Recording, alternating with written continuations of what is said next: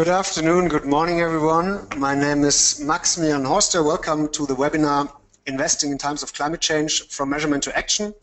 This webinar is geared towards an audience in the Asia Pacific region, strong focus on Australia. The key objectives of this webinar is that we will firstly do a stock taking of what happened out there since the Paris Agreement, especially with regards to regulatory action around the world. We will update you on global climate change initiatives with a special focus on the Asia Pacific area, and we will conclude by demonstrating different approaches to manage climate impact, investment climate impact over time. I'm joined today by Rebecca Mikola-Wright, a project director at the Asia Investor Group on Climate Change, AIGCC, and by Julia Lesky, business development manager at CARE, the Australian-based ESG research house. Let me introduce South Pole Group quickly to you. We are climate change specialists. We are the largest in our space. We are 150 people, headquartered in Zurich in Switzerland. That's where I'm based right now speaking on this webinar. But we operate out of 17 offices around the world, 2 of them in Australia, in Sydney and in Melbourne. And we do basically 2 things. We measure climate impact for around 1,000 clients, companies, governments, agencies, and now investors. And secondly, we help reduce climate and environmental impact. We do measure our own impact. You see here what we have achieved in the past 10 years, in the 10 years of our existence. I think what's most important in context of this webinar is the number at the bottom of the slide. It's the $2 trillion US assets under management that we have screened for climate impact. What's interesting for you to notice is probably that this number was a year and a half ago at around $300 billion US. So, and that had been the result of 4 years of work. So, what you see here is really that the topic of measuring climate impact of investments has been trending tremendously over the past 2 years, and it's ever growing really. So we work with investors around the world, with asset owners, asset managers, banks, insurance companies, rating agencies, index providers, and so on, to measure and reduce climate impact. Well, let's dive into our topic, and let's travel back in time to December last year. The COP21 happened, the Global Summit on Climate Change. From our point of view, a tremendous success, because for the first time, after a series of not so successful climate summits, the world agreed to limit global warming, global climate change to less than 2 degrees Celsius versus pre-industrial levels. And this has, of course, implications for investors. And I'm struggling here with the slides a little bit, so I need to go back. Thank you very much, whoever jumped in. So the Paris Agreement has implications for companies around the world, and these implications are risks for companies, and these risks are physical. This has nothing to do with the Paris Agreement. Physical risks are the risks that come with climate change effects, extreme weather events, rising sea levels, droughts, floods, and so on. And then the risks that come with the Paris Agreement, which is basically the result of the political will to move the world from a 4-degree warming path to a 2-degree warming path. And here you have what's referred to as transitional risk, carbon pricing schemes, regulation that will disable companies to operate that are in a carbon-intense sector, or reduce their ability to operate, change in society the way live, the way we travel, and so on. And what does that mean for investors? It means if you are invested in companies that are impacted by this type of transitional risk, you are running this transitional risk yourself. You're running the risk of being invested in companies or assets where the business model will no longer be viable going forward.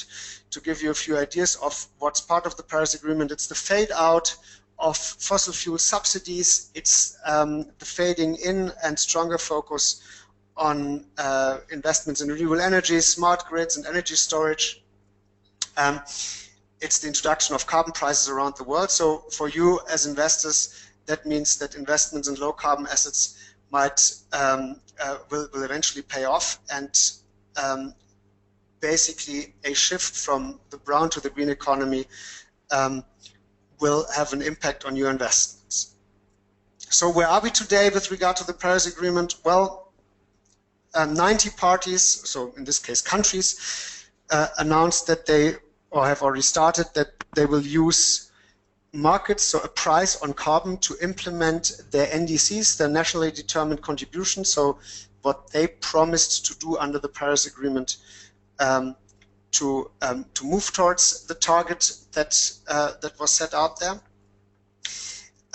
So we will see more carbon tax systems and carbon pricing systems. So if you are invested in a company in one of these countries here that is facing a carbon price, this company's P&L will be impacted by that. Costs will increase. And where are we in terms of approval?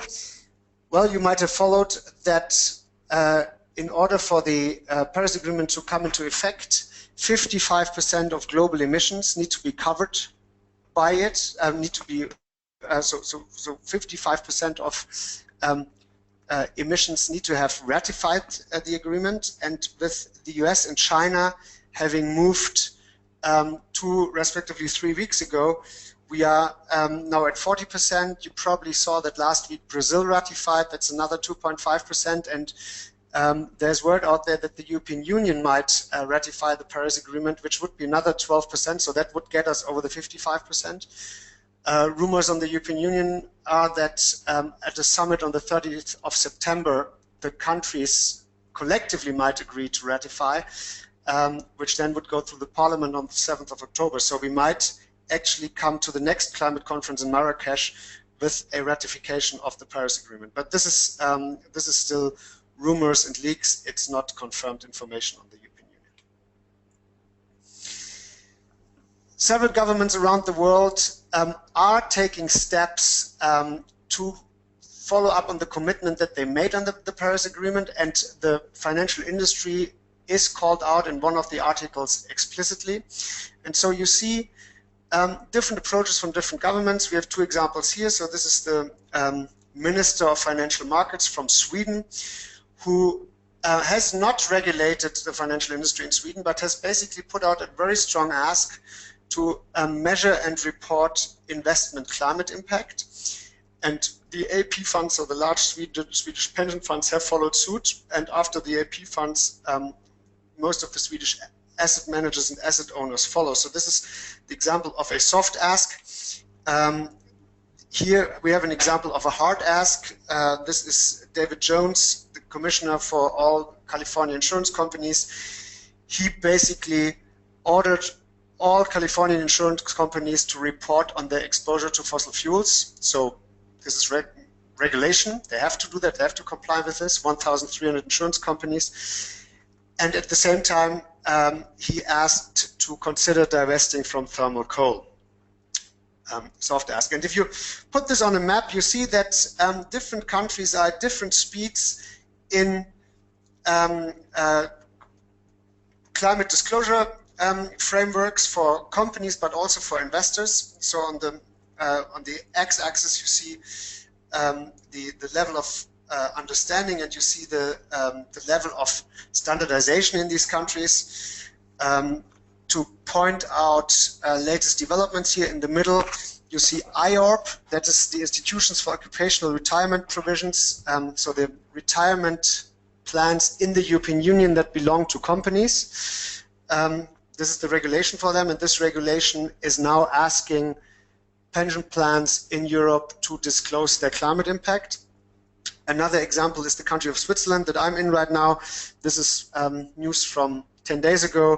Switzerland is reviewing its entire climate change plan, and the new version that's currently going through different readings in the parliament is also including requirements for investors to disclose climate impact. The country of Australia is there somewhere in the middle. You know that the Australian government, the Australian Senate, had a hearing on the topic of climate change disclosure. So there is quite a bit of movement in this graph. We discuss this graph all the time internally. It's changing every day, but we try to keep track on what's going on out there. Well, let me conclude. We are at a moment where governments are taking stock of how climate change is impacting their financial markets. You can see currently studies popping up in many countries on climate change and financial market resilience. And that for investors means that there are strong signals that we might be moving indeed to this 2-degree economy, which means that we are facing massive transitions of economies, because remember, we are geared towards more a 4-degree or 6-degree warming path. 2 degrees means massive changes. It means massive transitions of companies, especially in the high carbon sectors, and it means massive changes for the way we live.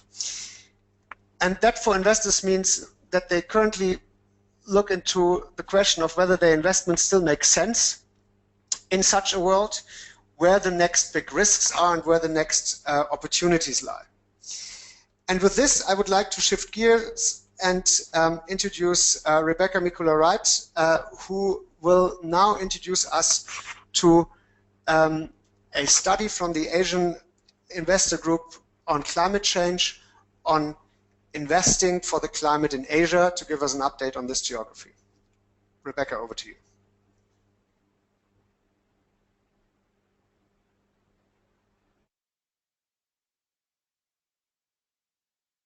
Rebecca, we can't hear you yet. I'm happy to move the slides for you.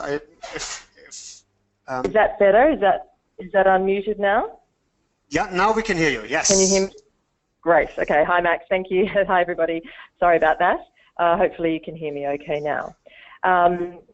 Yeah, so I am the project director for the Asia Investor Group on climate change. I'll just provide a little bit of background on that so people understand the context of the group. Let's try and work my slides.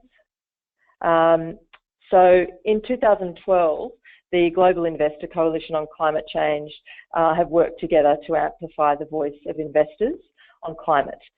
Significantly, this collaboration has enabled greater investor participation in the UNFCCC processes and events to bring in the private sector to these conversations and impacting the outcomes.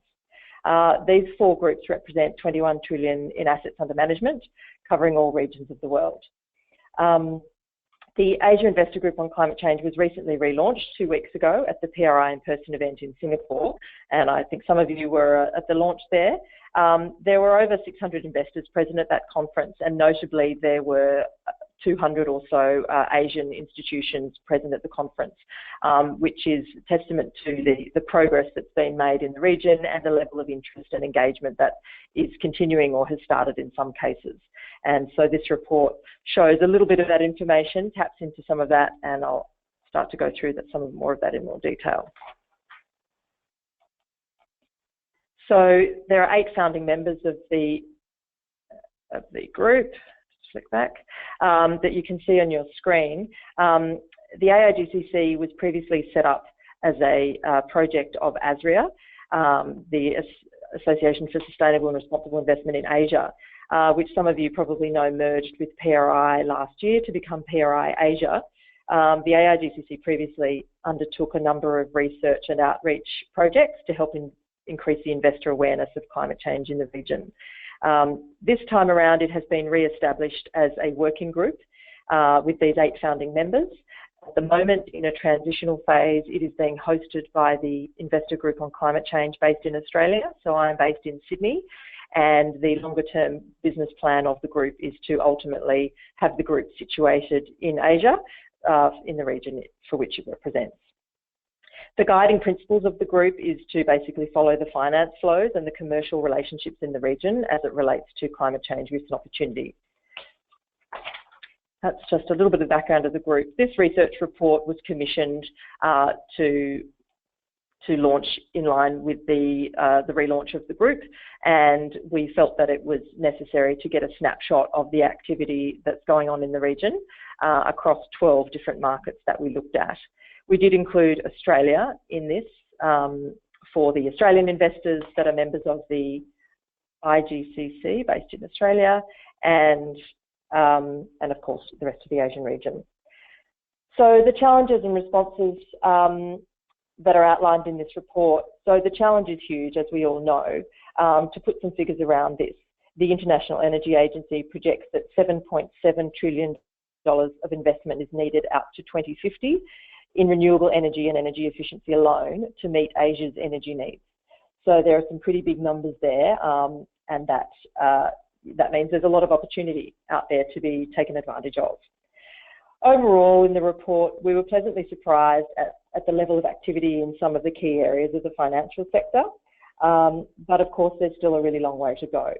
It's clear that there is mobilisation for a great transition to low carbon economies in the region, and that's where the opportunities can be tapped into, and the AIGCC group will look at how to capitalise on some of those opportunities. As I mentioned, the report covers 12 markets.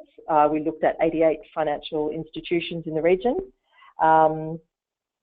and that included 36 banks, 30 investors, 24 insurers. These were all listed, publicly listed organisations that are done by market cap, and this was based on publicly disclosed information.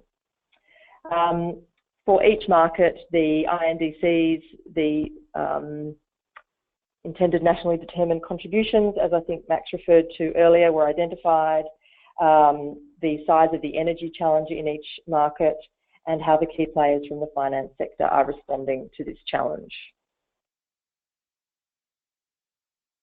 So the climate change commitments that you see, this just provides a snapshot of the different commitments that each country have made. It doesn't always compare apples to apples with the different types of reductions and the baselines that are outlined, but this is part of the challenge that the UNFCCC and many others are working with. But it gives an idea of how these countries in the region compare against each other.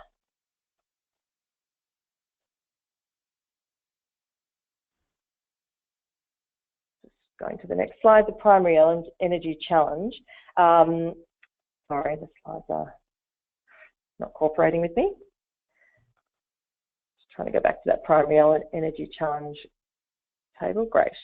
Okay, so this obviously outlines where the respective, the proportion of fossil fuel to renewable energy by country. Obviously, China and India, have a significant portion, over 50% of their energy provided by coal, and you can see the proportion of renewables.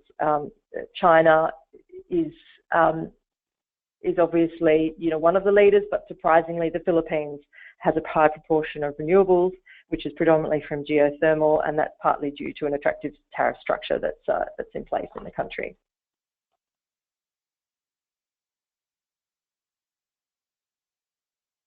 Okay, on the regulatory initiatives, this slide shows quite a lot of dramatic progress, and when I say that, 5 years ago, this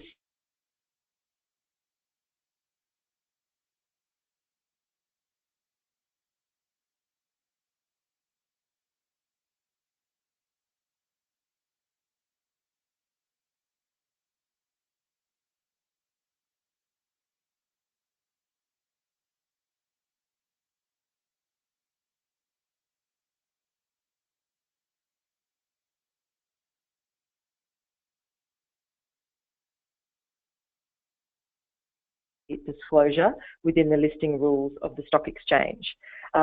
So we see that there is mobilisation underway to set up the necessary regulatory and supportive frameworks under which investors and listed companies and insurers can operate going forward in relation to the size of this challenge that climate change presents. On to the banks. There were some really interesting findings with banks in the region. Overall, the banks were more comfortable discussing the opportunity that climate change presents rather than the risk. This is not dissimilar to the Australian context. There was strong evidence that there's a need to create the new economy in which to transition into before you can close down the old one, the fossil fuel-based economies. So the total number of banks was 36 that we covered, and as you can see, there's only 28% have policies that include some reference to climate change, and also 28% have a specific sector level policy. And 61% have green products, which was quite a surprising finding. So there's more products available than they sort of necessarily have policies behind, which obviously goes to the opportunity that I mentioned before and looking at how to harness those opportunities. In terms of the green products, the level of disclosure, there was 56% of banks actually disclosed the quantification of the types of green products that they had and the success of those products.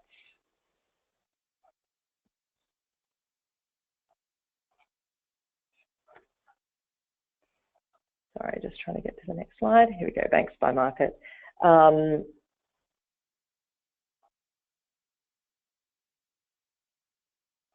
Right, oh, sorry, keeps jumping around. Okay, so hopefully the banks by market will come up in a second. Rebecca, if you want, we can change the slides for you, so that you just let us know when you want to change slides. If that's easier. Sure, thank you. Yeah, there's a bit of a delay, so it's not working the first time I press it. Thank you. So going to banks by market. Okay.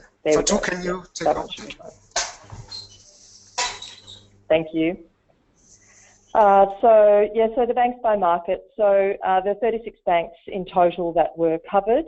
In Australia, Japan, and South Korea and Taiwan had stronger policies on the disclosure of sustainable finance, but the Chinese banks were very strong on green finance, and surprisingly more so than in Australia.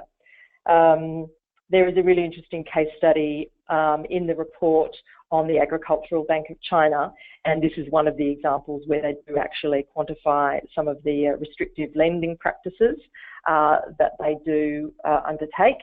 And this was quite rare, though. There weren't many examples of restrictive lending practices and also the quantification of that. Next slide, please, investor summary.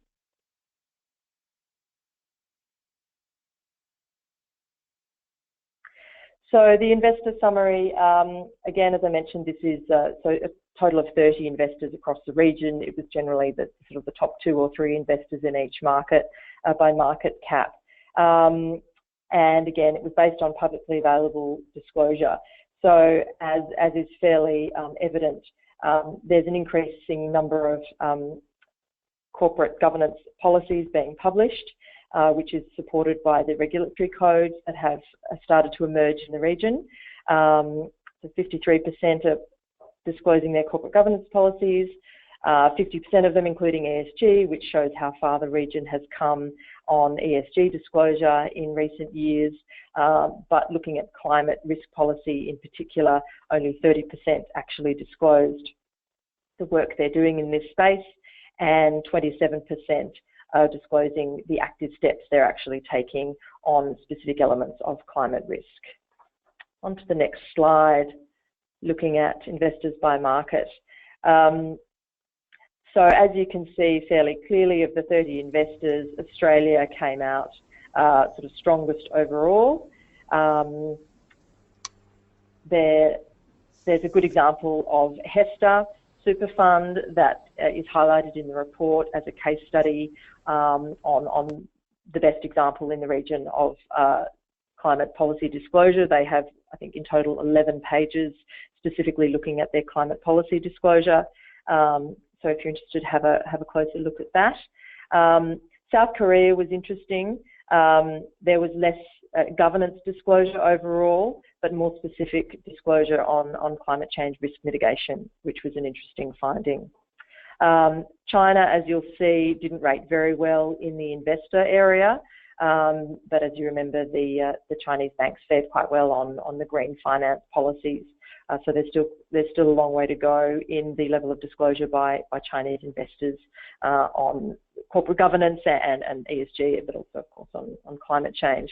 So it'll be interesting to see how that develops in coming years. Just on to the last slide that I have.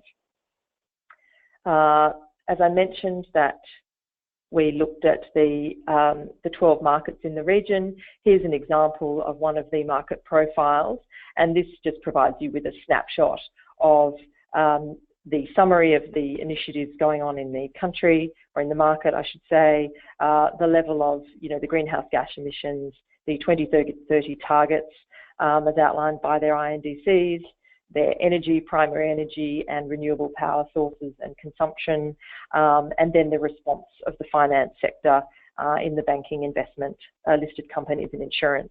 I haven't gone into any detail about the listed companies or insurance or sort of the climate bonds area, but obviously there's a lot more detail in the report, and happy to take any questions. So thank you very much. Max, back to you. Thank you very much, Rebecca. Fascinating. I'm looking at this slide of the Singapore market profile and think if sovereign bond investors would use such a logic to assess climate risks for countries, that could actually help them to take investment decisions if you create such market profiles for other countries as well, because it's basically forward-looking capturing of how countries are positioned towards the challenges of climate change. We have some questions rolling in. Please do use the question feature or chat feature on the panel to the right to type your questions if you have questions for our presenters. The first one for you, Rebecca, here is quantifying green products. Is impact of these green products quantified as well? So I guess the question is, the study is counting green products, but or looking at banks that offer green products. Are these green products of these banks measuring their impact, their climate impact? To some extent. Can you hear me there? Yeah. Yes, to some extent they are, but that's only emerging in a few cases at the moment. There are some interesting details of some interesting products in Taiwan, in the insurance sector, bicycle insurance and reduction in policies. So there are a number of interesting examples. They're in pockets of activity. So there's sort of no one single trend sort of across the region, but there is some interesting activity that we hope that this report will highlight, and hopefully we can draw out some more examples and encourage more disclosure and more examples to be brought to the fore, so we can look into them and new products can be created. Thank you. The next question comes from Jonathan Morgan, and I think it's actually leading over to our next presenter. So Rebecca will be on the line until the end of the webinar, and you will have the chance to ask more questions about the study or the AIGCC at the end. Jonathan Morgan's question is, how can an investor best access companies that have embraced and recognized climate change science? So with this question, Julia, I would like to introduce you, Julia Lasky of CARE, the Australian-based ESG research house. Julia, maybe you can, maybe this question resonates with the questions that you're getting out there. You are presenting to us today how you see the topic of climate change in the Australian investors market. Julia, over to you.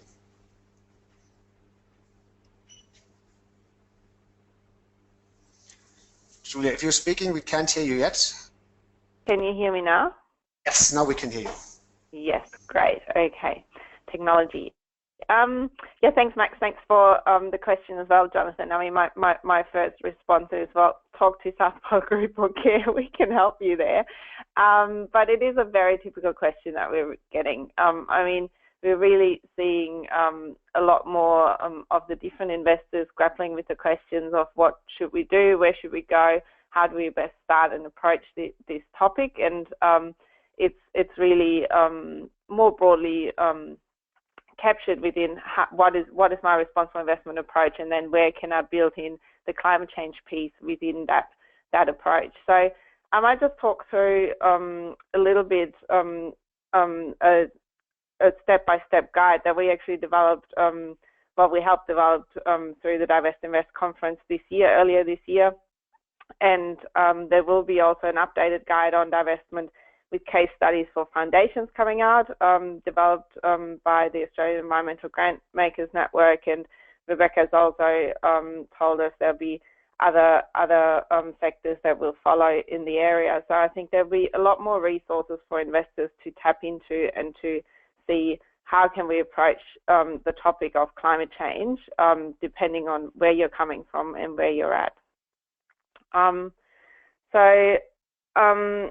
The basic, so setting out the different questions, or starting to look at the issue, I think it's really what we find is the importance is to go back to the basics. So the very first step is really to assess what is your current position, and to do your research on where's everything at. I think the presentations we've heard from Max giving us a context on the international policy and commitment front, and then hearing from Rebecca just then about where we're at in our own region and what is happening is a really important first step to understand what is happening, where we're going.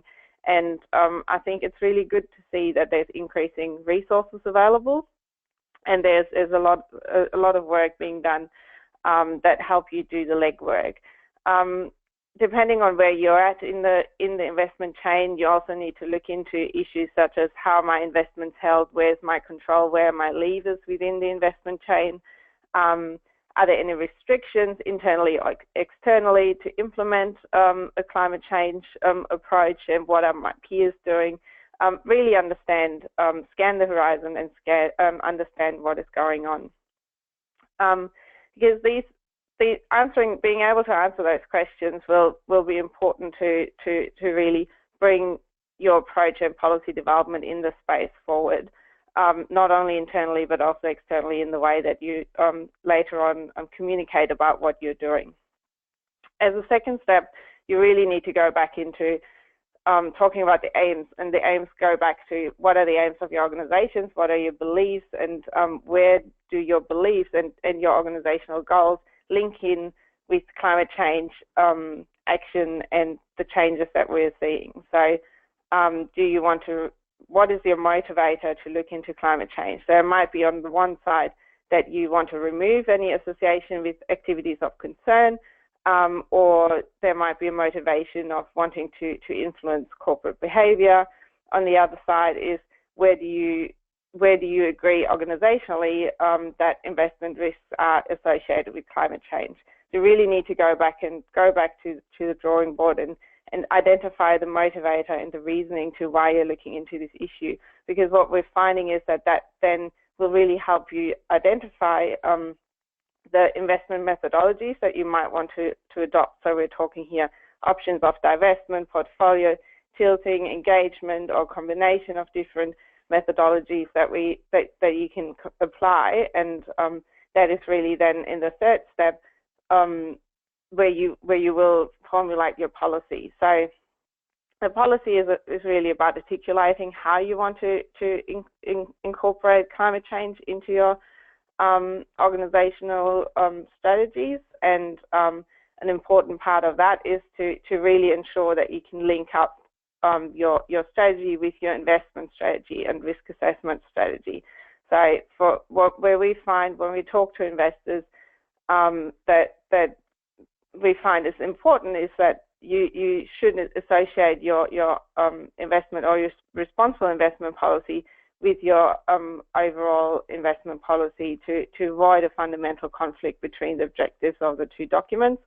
And then where we also have been looking into is the key characteristics of successful policies. We find is if there's a clear link with your overall aims, again, and the identification of governance arrangements. The policy development needs to look into those there as well, and also clearly identify the parts of the portfolio and the parts of the investment strategy that you will start off with your climate strategy. So don't be very clear on those different parts. In relation to the implementation, you really need to look into, again, the governance arrangement. So who will be responsible for the policy is a very important part, and then how will you communicate that responsibility down the chain. One interesting thing, if we go to the next slide, that worked, we did a review in 2010 of the Australian superannuation sector, asking them where are the obstacles to implement responsible investment. So we found at the time there was a good understanding of what it is, where we're headed, but we didn't really see a lot of the implementation flowing through. And I'm not going to read through each of these different obstacles that we identified or some of the comments that we had at the time. But when we recently reflected back on that, it was striking to observe how many of the obstacles had been dealt with in the market over the last 5 years. And I found that very encouraging. So we've seen a lot of work in clarifying the role of fiduciaries in the responsible investment space. We have seen a lot of research that's demonstrating the strong links between the use of the ESG factors and positive portfolio returns. And then we're also increasingly seeing collaboration within the industry in addressing issues around education and prioritization of ESG issues. And I think especially in the climate change space, we're seeing very strong collaborations and resources coming out. So not only the IGCC and now the AIGCC, PRI, RIA, CDP, we have a lot of resources for investors to tap back into to help with the education piece on where to go, where we're at, and what can we do. So I think on the implementation front, it makes it a lot easier, and it'll give you a good basis to go forward. The way that you implement will always depend on the methodology and the tools that you select, and those will be informed by the policy that you set. But there will always be different challenges that will be thrown your way. So even if you're looking at a simple screening methodology, for example, where if you had, you need to go back and set the rules, for example, ask your questions, how do I define fossil fuels? What are the type of activities that I want to consider? What are the materiality levels that I want to set? And how can I best identify that? To Jonathan's questions on how to best identify the companies, what are really the key characteristics that you want to see? So a simple sort of screen based on activities is still has its own challenges. If you then go above that and say, well, it's not only about screening and the activities-based approach, we really want to understand how does a company best address these challenges.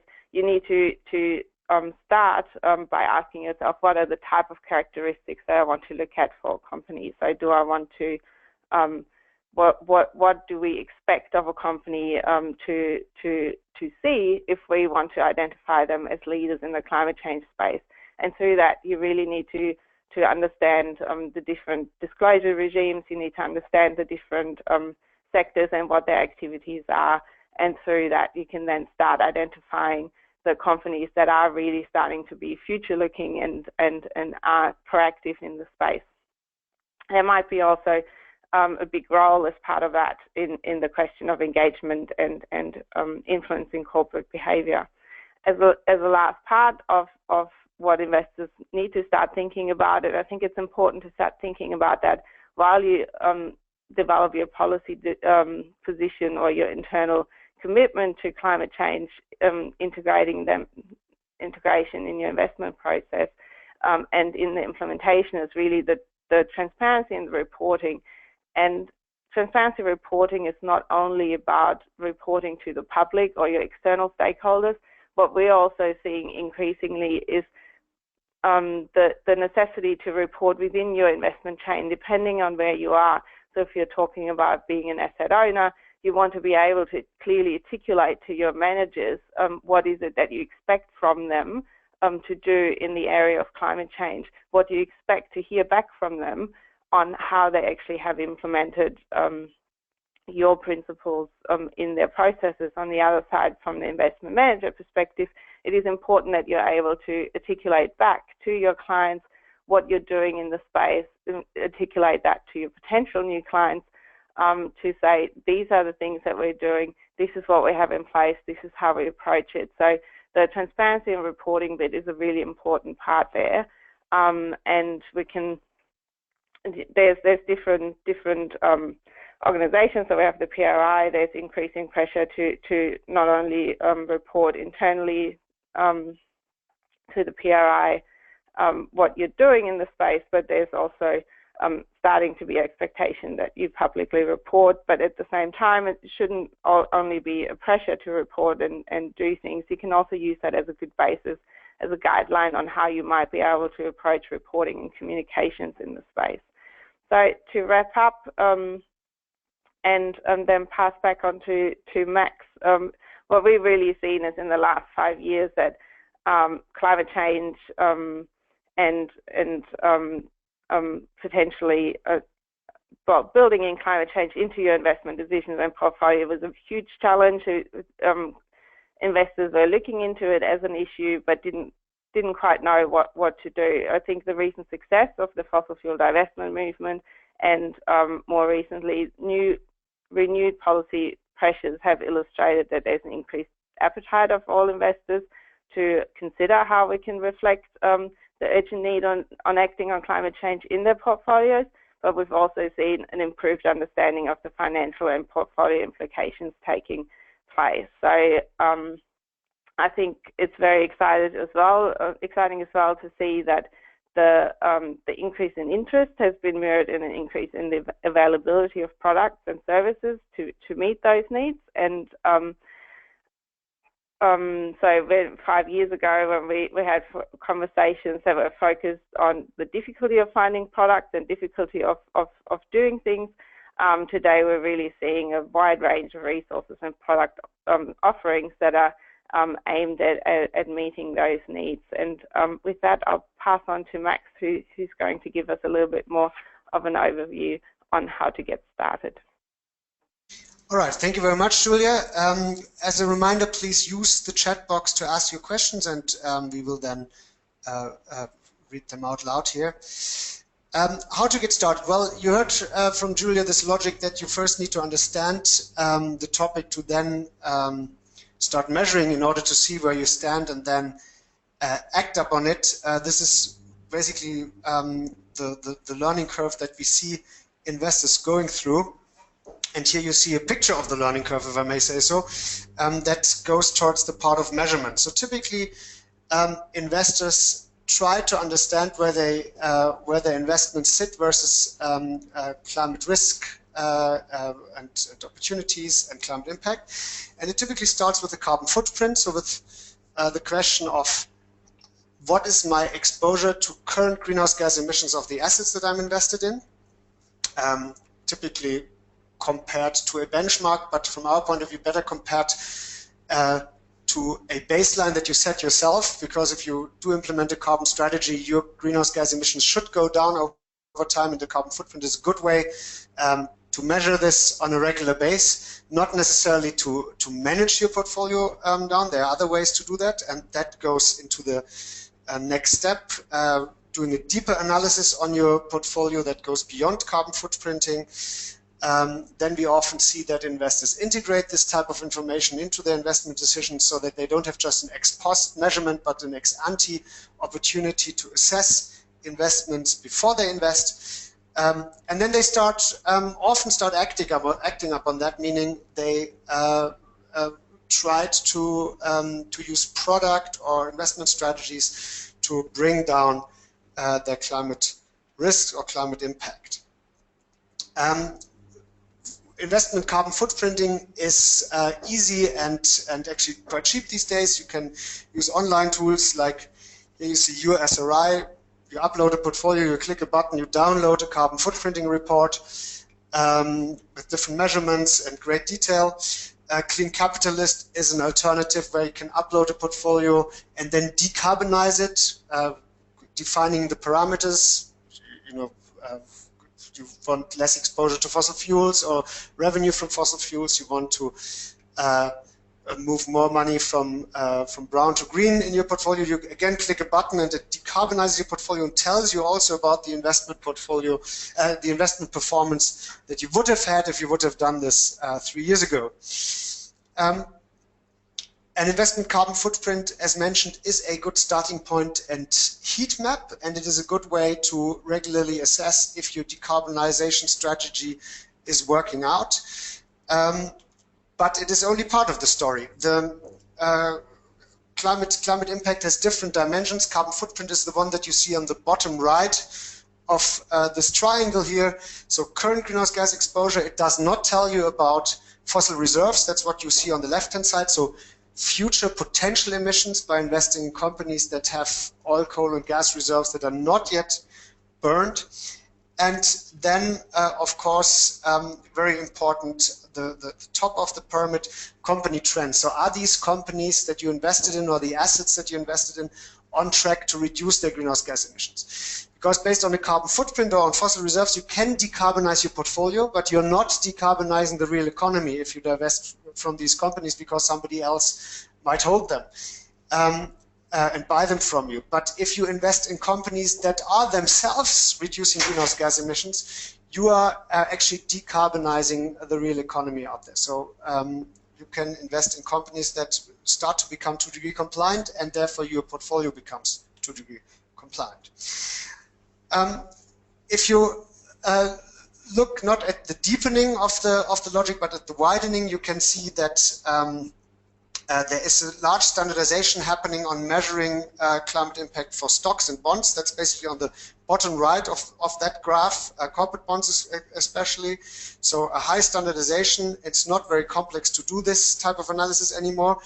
However, you're probably not only invested in stocks and bonds. There are many other asset classes, and we are, as a company, we are covering them all.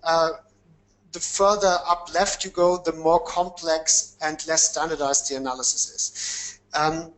But our logic is we help you, guide you through this process from understanding to measuring to acting.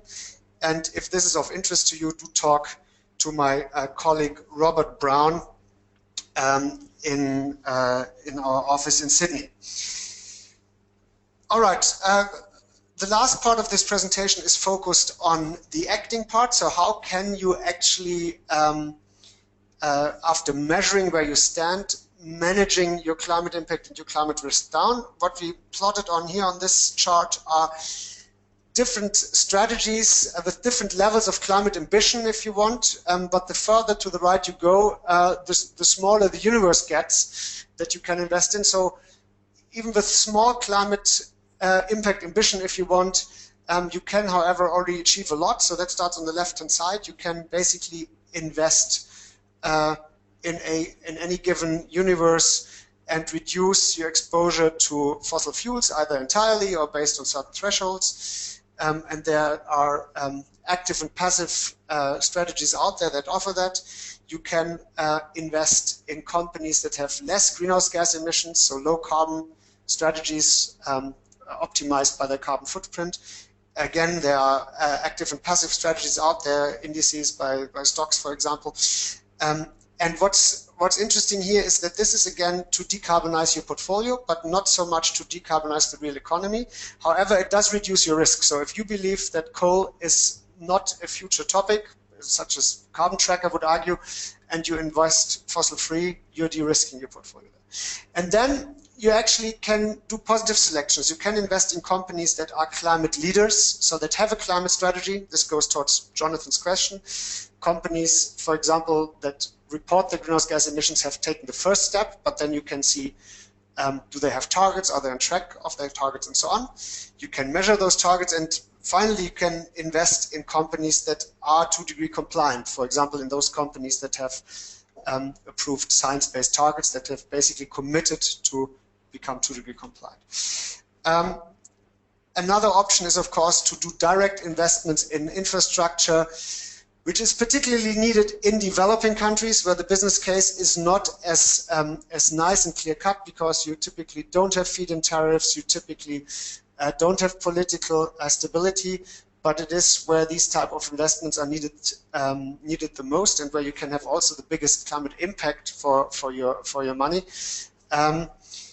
And finally, I would like to end on an example of an interesting decarbonization strategy from Australia. This is Future Super, an Australian super fund that not only doesn't invest in fossil fuels, so it's basically fossil free. It also measures the carbon footprint of its investments and basically decides to pay to reduce the greenhouse gas emissions equivalent to those stemming from the portfolio. So the portfolio is optimized to have less greenhouse gas emissions, and those that are left are being measured, and by direct investments in projects in developing countries that reduce emissions, this is the first climate neutral pension fund in the world. All right, we have 5 minutes left for questions on this presentation for the presenters and so on. I see here a question for Rebecca. Rebecca, what was the biggest surprise from the study? What was the biggest surprise? So what was your key takeaway there? Oh, surprise, I guess. We can't hear you in case you're speaking already. Rebecca? No, we can't hear you.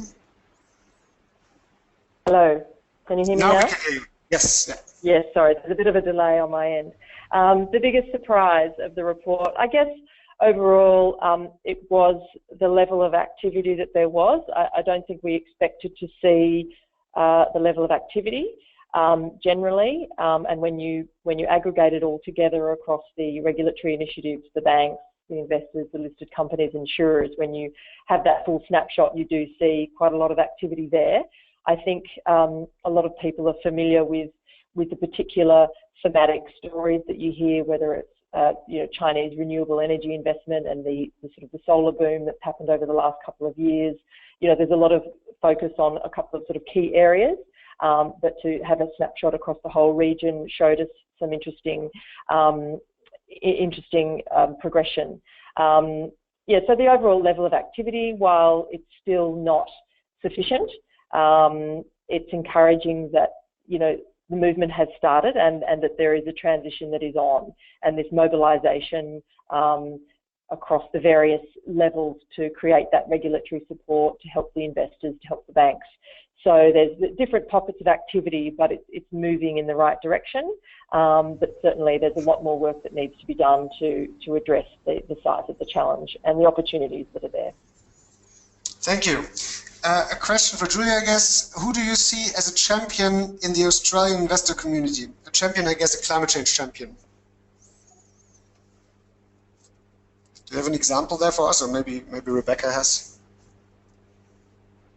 I think there's a lot of different champions as such. What I find very exciting at the moment in the Australian space, and maybe Rebecca can draw back a bit more on the case studies that they've found, because I think the AIGCC is actually the most recent snapshot on what is happening on the ground.